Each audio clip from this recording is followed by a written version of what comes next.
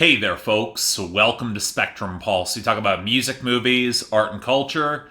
And we got another top 10 list here. The top 10 best hit songs of 2011. You know, I've said a number of times that my favorite lists to make are the top 10 hits of any respective year, the top 10 best. Mostly because I have peculiar taste when it comes to my favorites, and any chance to compliment songs that people have actually heard, well, it's a nice little boost. And once this is done, and with the exception of 2019, I will have created these top 10 lists for every year of the 2010s. And given that seemingly everybody's doing the retrospective for the decade, it does feel nice to place everything back in context for what's coming up. But really, if you're examining 2011 in any way, shape, or form, it is a year that kind of defies easy contextualization. Generally considered a really good year, although I still give the slight edge to the best of 2012 and 2015, but not one that seemed to fit with any specific trends or sounds for the best. If anything, it felt more like a year dominated by personalities, from the dueling pop divas to the rise of Adele's thunderous 21, an album that seemed to defy all expectations with its success. Yeah, rock was kind of non-existent in the Hot 100, and you could argue that hip-hop was kind of a mixed bag sliding in transition from the club boom. But between pop, soul, R&B, and a surprisingly bright year for country, there was a lot to like about 2011. More importantly, it was a year where the great songs were consistently great,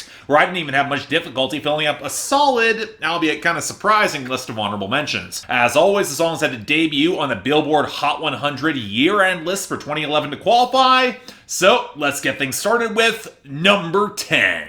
So I've said before that I'm not really a fan of the pop self-esteem anthem. Not that I actively dislike them, although there have been some real duds in this department in the 2010s, but more that I've heard this formula hammered into the ground time and time again. And in the pop diva competition in 2011, this would become a default template to assert a lot of dominance. But that being said, there are certain pop acts where the self-esteem anthem just doesn't seem to make a lot of sense, if only because the image and brand doesn't quite align with that template.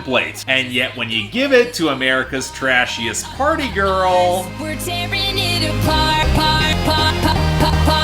you know we're superstars, we are who we are. So let's get the controversy out of the way first. When Kesha said "We Are Who We Are" was inspired by a recent swath of gay suicides across the summer of 2010, which later prompted Dan Savage's "It Gets Better" campaign, she got some real backlash for presuming to speak for that audience, especially when the text itself didn't really have any explicit references to it, which always kind of left a sour taste in my mouth for a similar way to the backlash against Macklemore and Ryan Lewis for "Same Love." Because not only is Kesha openly bisexual, she also repeatedly clarified that the song was more driven out of empathy, even though she wasn't in the same situation explicitly, at least not at that time, especially for someone who at that point of her career was getting openly derided. Don't even try to deny it here, folks. I was there and actively engaged in music criticism at that point. It was frequently ugly, a little disingenuous, and more than a little sexist. Hell, this song has sure as hell aged a lot better than Lady Gaga's overproduced clusterfuck of Born This Way. A lot of the sharp buzzing synth work, a really strong build-up, especially for the final chorus, a hook that has some anthemic impact while leaning into the scuzzy, rough-edged side of the dance scene that Kesha was embracing in earnest on her phenomenal EP Cannibal, and it was a wallop that for a club boom staple has held up remarkably well. Furthermore, while Kesha has made songs that are basically an extended piss take,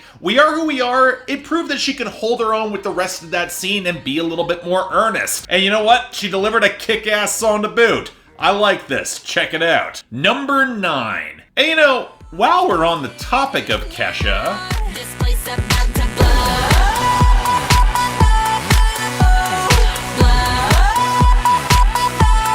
"We Are Who We Are" might have had the greater aspirational ambitions, but at this point of her career, Kesha was ripping away the layers of glam to reveal something more feral and dangerous beneath it. And while the Cannibal EP's title track probably remains my favorite of this territory, Blow, it operates in that same vein. A buzzed out battering ram of a banger where the danger moves into the text and the intensity kicks up a notch. Kesha's aesthetic and significant chunks of her inspiration, they're rooted more in punk, and this song it shows it. It's snide, it's obnoxious, a little bit more raw in her delivery, emphasizing the real danger of this party to come, and not the first time she toyed with occult iconography either. Maybe not quite picking up the same groove of Take It Off, but absolutely all that impact and attitude, amplified by a hook that even off that lockstep beat still sounds massive. This is a song I would argue sets the table for what was to come for Kesha on Warrior, in stylism if not sound directly. And considering it remains one hell of a banger to this day,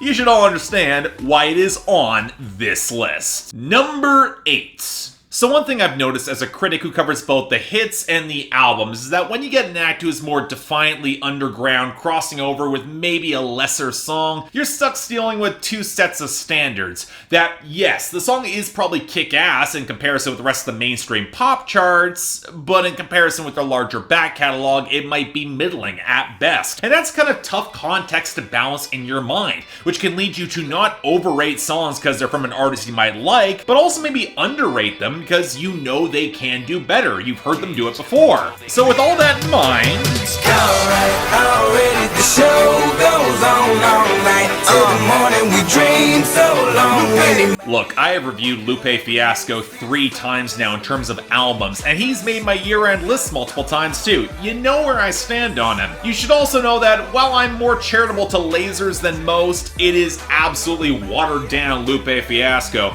and it wouldn't be until Drogas Light that he would sink to that level again, especially because for as great of a wordsmith as he is, he's also incredibly skilled at making songs that actually have hooks and not so blatantly playing the pop game. But acknowledging some of that, The Show Goes On is still an absolutely terrific song, a highlight on lasers that place the warped optimism of Float On by Modest Mouse that they're sampling straight for an aspirational moment that actually feels pretty earned. The guitar line and the synth horns are slick as all hell. Lupe actually sounds great on this beat without giving up an inch of his flow, and his pure reckless confidence in his label clapback, even as he gave them one of his biggest ever hits, it really is the sort of balancing act that shows exactly why he got signed to a major label in the first place. And while I could just sit here and say that it doesn't go toe-to-toe with his best songs, it's not a Kick Push or a Prisoner 1 and 2, it really is a sort of pop concession that I'm still delighted to see actually be successful, even if today it is a bit of a relic of a different time. Shame we don't get to see more of Lupe getting this sort of success, but since his charting his own path, everything actually has turned out pretty okay.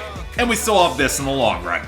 Make sure you hear it. Number 7. You know, the big problem with making retrospective best lists is that you inevitably faced hindsight, for better, but also for worse. And what might have sparked a nervous frown a decade ago might feel a lot more foreboding now. And while it is important to understand the context of the era, added history does change in how we view art, and it's pushed back or elevated songs on my list before. Now granted, when I created a draft of this list, this song was not that far removed from this position anyway, and I did struggle whether or not this would fall off the list entirely, but at the end of the day, Turn up the lights in here, baby.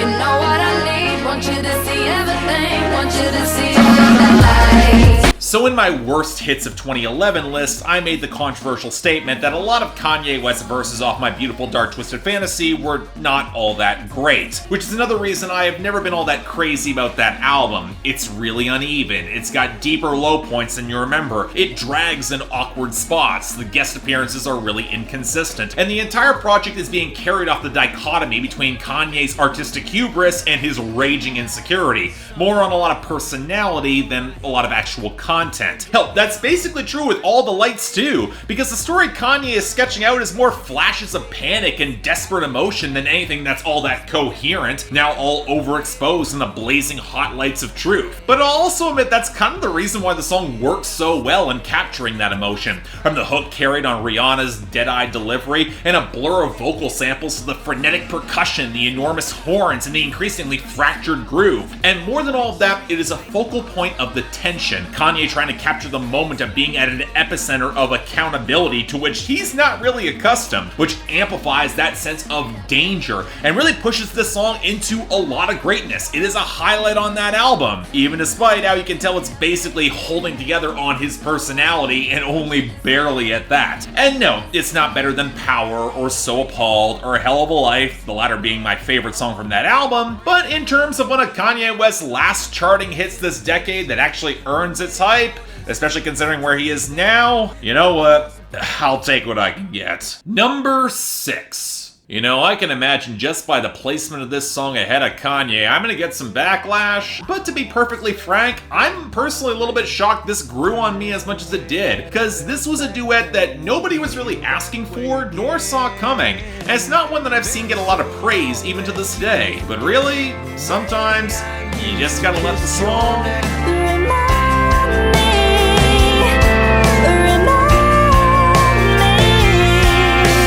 So a bit of background here. In the wake of the success of Lady Antebellum's Need You Now, you could tell that some country labels in the mainstream were wondering if they could leverage some of their existing stars in order to capture that sort of interplay without having to form some sort of supergroup. And in 2011, it was tried more than a couple of times, because not only did you see the short-lived breakthrough that came for Thompson Square, you also got duets like Me and Tequila between Kenny Chesney and the lesser-known Grace Potter, and Don't You Wanna Stay between Jason Aldean and Kelly Clarkson, that had a lot of the raw sexual chemistry of an oatmeal raisin muffin. But then there was Remind Me, pairing Carrie Underwood and Brad Paisley. And I'll be honest, the chemistry, it isn't really perfect here, or not quite what you'd want or expect in this sort of song, but that also kind of makes sense in the context. It's post-breakup and kind of wistful, trying to lean into the little memories of their old connection. Now very clearly good friends who are getting caught up, and maybe some of that spark still lingers, but you know what, even if it doesn't, the good memories were worth it all the same. It helps that a lot of the instrumentation is very country, with the warm electric guitar, the rich fiddle pickup,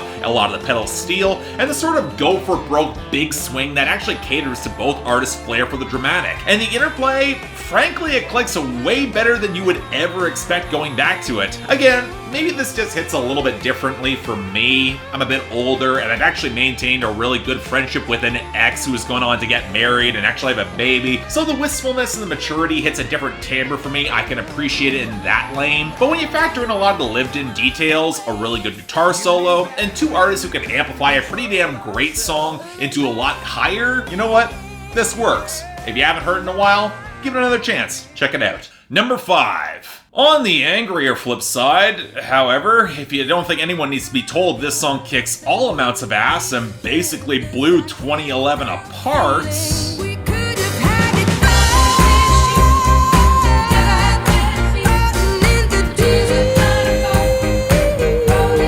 I'm still a little bit shocked that Rolling in the Deep was as big as it was in 2011, because for as catchy as it is way more soul and blues than pop, and it's a dark song too, the sort of utterly pissed off breakup song that I'm still not sure Adele has ever completely replicated. And it doesn't have an obvious sonic influence either. You can point to some of the vintage soul and R&B that persisted just below the radar in decades previous, especially in some of the retro jazz revival driven by artists like the late Amy Winehouse, but outside of the bridge, this song doesn't swing or have a ton of groove to support it. It's more jagged and percussive and borderline gospel in some of its swell, with the huge kick drum, the bass strumming, the staccato pianos, and careening spikes of guitar. And that's not to outshine Adele, who's got the pipes, the presence, and the expressiveness of a singer who has lived a lot more life than she has at that point, and yet she's entirely convincing in this lane. And while the lyrics might be a little bit abstract and censored in weird places too, there's enough smoldering emotionality to make the anger, the bitterness, and the regret almost feel primeval. There's barely anything like Rolling in the Deep even to this day, and it casts a long, dark shadow in a decade where Adele put out some damn near classic songs.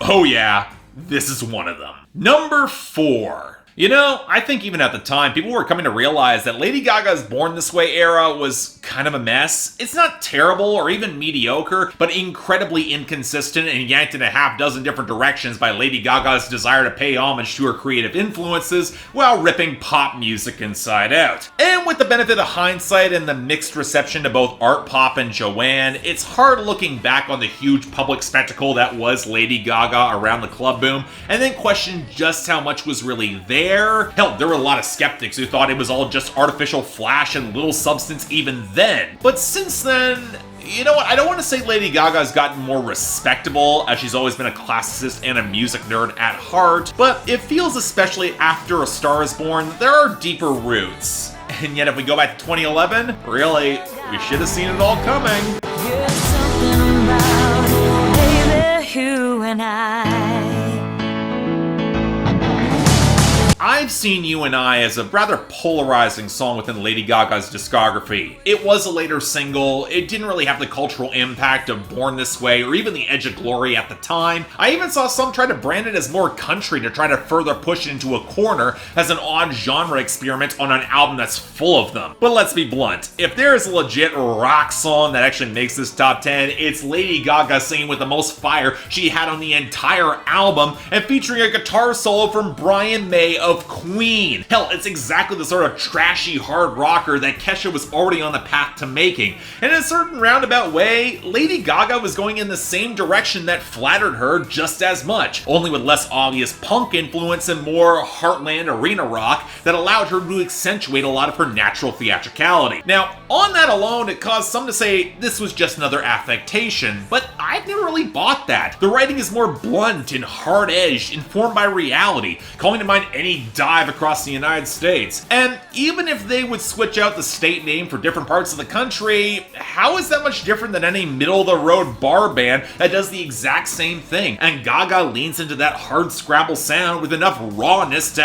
actually be convincing. You could imagine her in that place. And you know what? 8 years later, and after how it's been proven just how deep Lady Gaga's traditional streak runs, from the majority of Joanne to A Star Is Born, to me, the reality of the song, it just solidifies. It's that much more convincing. And also, it kicks all amounts of ass as it revels shamelessly in a bunch of ribald bravado. And even if we're not going to get rock that even tries for any sort of sex appeal anymore, god damn it, I'm going to get it here, because this kicks ass. Number 3. This song has always been on my list in some permutation, and yet if there was a year that tested how much it would last, it would be 2019 for me. Given that for one reason or another, I wound up listening to a lot of this artist, and by the end of things, I was questioning whether or not the songs would have the same resonance. Hell, at points it's made the album released by this artist this year a little bit harder to revisit than I would like. But then I gave this a few more listens, and it all came together. This is Taylor Swift's best single,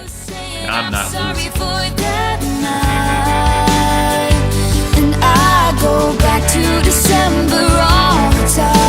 What always kind of surprised me about Back to December is how utterly unlike so many of Taylor Swift's songs it is, both then and now. Sure, there's some swell of strings, which is different in and of itself for her, but the echoing spikes of guitar, they're rougher, they're a little more contemporary to the time, more jagged, puncturing the otherwise pristine beauty of that mix, with hints of deeper bells in order to ramp up the weight of the song. Compared to the rather girlish framing of previous Taylor Swift singles, or even future Taylor Swift singles, this song has the weight of adulthood that you would expect from an act like Lady Antebellum, and Taylor Swift can sell that. But the power of the song, it's always come in the writing. Even beyond the rumors that Taylor Swift wrote this song about Taylor Lautner, that he later confirmed, in a desperate attempt in order to win him back after she dumped him with a lot of careless disinterest. And what's so damn potent is that deep down, she kind of knows it's futile. None of this is gonna work. She gets it even if he's too hurt or has moved on to truly let it all come together. And by the time you get that bridge that brings it all together with the subtle downward key change to emphasize that moment of sad realization for her. Look, for an artist who's built so much of her reputation on a shattered string of relationships, it's so potent to realize that on her best album, she was able to wring out some real pathos and genuine humility. And one reason why Lover connected so deeply for me was returning to more of that core.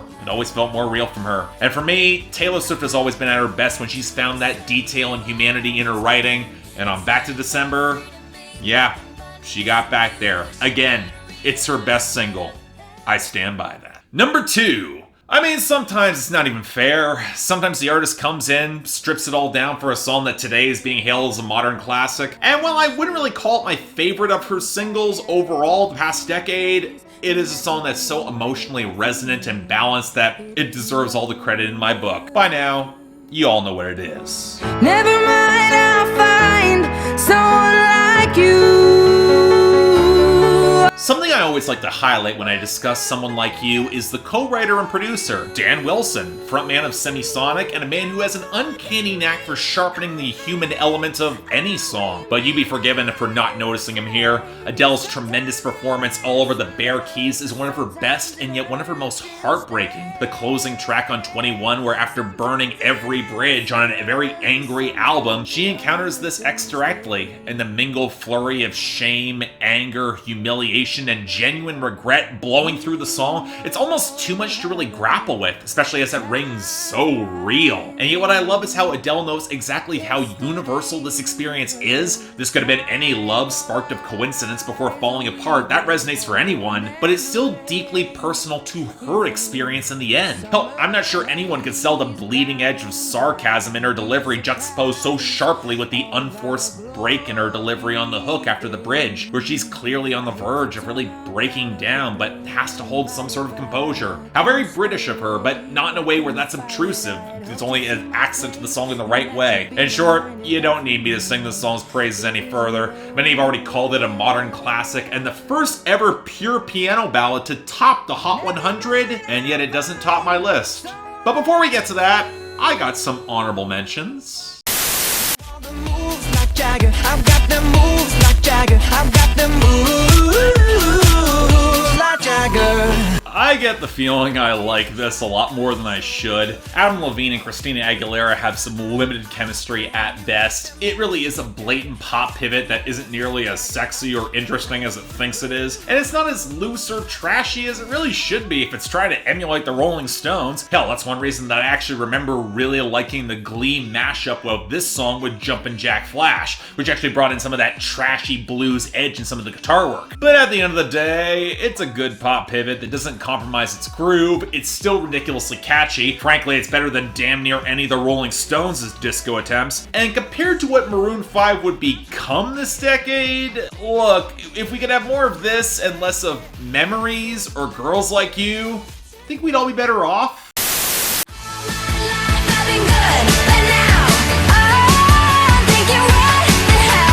Yeah, this is one of the questionable picks. And look, you don't need to tell me this is lower tier Avril Lavigne. The hook is overcompressed, buzzy flash. I'm fairly certain the keyboard pickup they use is pulled from a budget sports arena, and Avril was never really all that good playing the capricious brat, especially with the flattened electronic effects around her instead of, you know, any sort of rock edge. But I don't know what to tell you, the hook is really potent, Avril Lavigne still has boatloads of personality, and I can't be the only one who feels like this song kind of gets how toxic that it is, especially as the guy seems to be kind of a distant douche anyways. I don't know, if you spend any time on Tinder or any modern dating app and try to date within this age where the connections can blow apart with a bad text message and the commitments are more flimsy than ever, there is a place for a song to cut loose and go bad for whatever that is. Not precisely a good or a healthy place, and a slightly more self-aware song would get that and comment more on it, but a place nonetheless. I get the melodrama.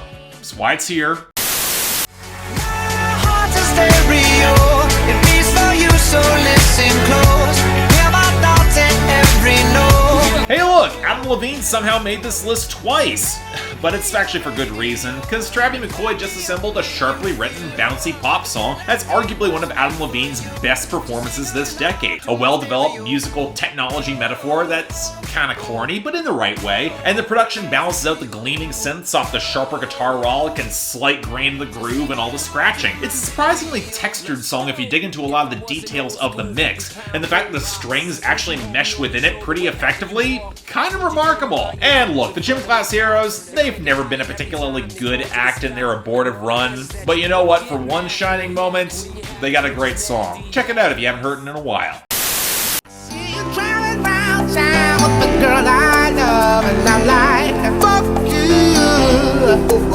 Oh, I bet a lot of folks are going to be shocked this is not on the list proper. And you know what, for the longest time it was, as there's a lot to really like about it. The retro soul groove off the piano, organ, horns, and watery guitar, along with the precisely placed backing vocals, how well the kiss-off balances off the comedic tendencies that are inherent to some of the lyrics, with just enough of a punchy charisma driven off of Cee-Lo Green's great delivery. And while I've always found the bridge to be a little bit oversold, which is why it's never topped my list, I will admit this song has cooled on me significantly in the 2010s for other reasons. Now, part of it's how certain retro throwbacks have lost a little bit of unique luster through overexposure this decade, but I also remember seeing someone describe this as an incel anthem, and while I do disagree, there is some of that pettiness to this song that's never quite sat well with me. And yeah, it's not really helped by some of the allegations that came out about Cee-Lo this decade, and some of his asinine tweets about rape around the situation, saying that it isn't rape if the victim is unconscious. It kind of taints how this song goes down, at least to me. You can't really get it out of your head. Don't get me wrong, I still hear the appeal of it, and they didn't pursue sexual battery charges, but follow with Cee-Lo's antics the rest of this decade, yeah, fuck you just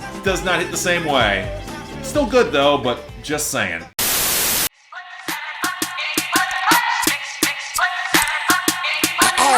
Excuse my charisma, vodka with a spritzer. Hey, you know what? When Lil Wayne is on, he is on. In comparison with Jason Derulo's disastrous flip of the Banana Boat song, Lil Wayne then warps it into a banger with a lot of swing to it, where he will sound sharper than he would for the majority of this decade. It's also insanely quotable, but in the right way for Lil Wayne, where the cleverness will bounce off the outright absurdity and deliver with just enough charisma to make you believe that some of these lines aren't quite as stupid as they actually are. And then Cory Gunz swings in for a great verse of his own.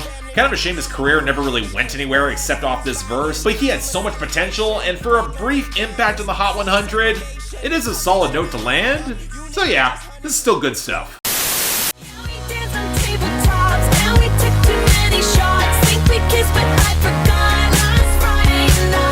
Katy Perry recruits Kenny G for a retro pastiche that's goofy as all hell, features rhymes that barely connect at all, dated pop culture references, and a video that's half Glee stars, half 80s references, including Corey Feldman a full 5 years before he'd shake the musical world with Angelic to the core, and then throw in Rebecca Black and Hanson to boot. No, it's not supposed to make a lot of sense, and watch or listen with any sort of closer detail, and it's hard not to cringe very deeply, especially given that Katy Perry herself might be the worst part of her own song and video, especially given her delivery on the verses. But you know what? The big guitars, the punchy groove, the insanely catchy hooks slathered with candy-coated synths, and the odd feeling that this has had more staying power than I think anybody expected for a late album Katy Perry song, hell, maybe even more than some of her other singles. Yeah, you know what? For a shot of pop party adrenaline, it still works for me. I dig it. If I said I want your body now, would you hold it against me? So yeah, it's Britney, bitch. Again, kind of kills the narrative that I hate her that some people have said after I had to cover Britney Jean and Glory, doesn't it? But even then, I'm still a little bit surprised going back to the dubstep throwback with a shameless double entendre on the hook that it's this Britney Spears song that works for me the best coming out of 2011, in comparison with the Kesha co-written Till the World Ends, or the surprisingly propulsive I Wanna Go, which are both good songs for the record. But Hold It Against Me takes its warping punch, the immaculately crisp production, and a ridiculously tight melodic hook to accentuate what always makes a great Britney Spears song. Tight construction, a real balance between the sweetness and the sensuality, and production that will amplify her presence without suffocating her. Hell, you know what? I even kind of like the dubstep breakdown that predates the mainstream ubiquity by a solid year, especially how it actually builds into the crescendo of the final hook. It doesn't just feel slapped in. So yeah, Britney Spears, she delivered yet again. Arguably one of her last good songs for the years to come, and I'll take it for there. So, that's our honorable mentions. And finally, number 1.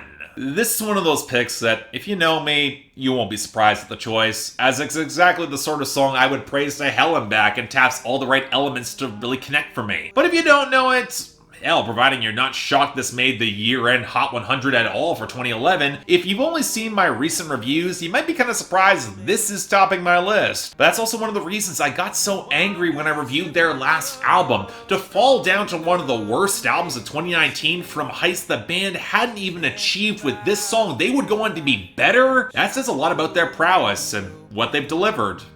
And thus... He said, I wanna see you again, but I'm stuck in colder weather. Maybe tomorrow will be better.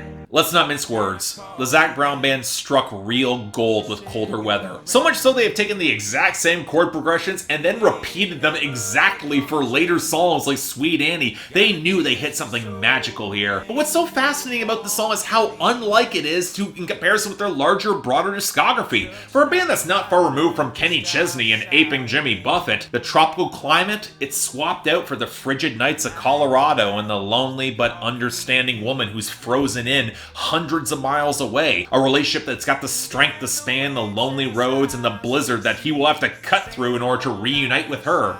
If he even can. So the lead guitar is swapped out for some cooler textures and pianos in a windswept mix that features some terrifically placed harmonies with perfectly placed fiddle that interweaves the few bars of guitar solo just beautifully. And then Zac Brown. This man used to be one of the best emotive belters in this era of country, and he can sell it all even to this day. Even as the outro has the courage to strip all the production away and only leave the slightest of accents to drive that tragic ending home. It's a stunning synthesis of perfectly chosen instrumentation, impeccable but organic command of the atmosphere, and just a beautifully crafted song that stands as kind of one of a kind within this level of mainstream country. Even if the Zac Brown Band and even some other acts have tried to imitate its chord progression in the decades to come. And for me, best hit song of 2011, it was when I first made this list, and remains so to this day. And while it's kind of a damn shame that I don't think the Zac Brown Band will ever quite return to this again, if they do, you know what? I can wait till then. So yeah, thanks a lot for watching. If you'd like to like and subscribe, I'd be more than grateful. I'm really surprised that we got this all together, got all those year-end lists done, except for 2019. Stay tuned for the end of December to see more of those. And hey, if you want to see other videos, links in the card, right over there. But until then, I'm Mark, you're watching Spectrum Pulse, and I'll see you next time.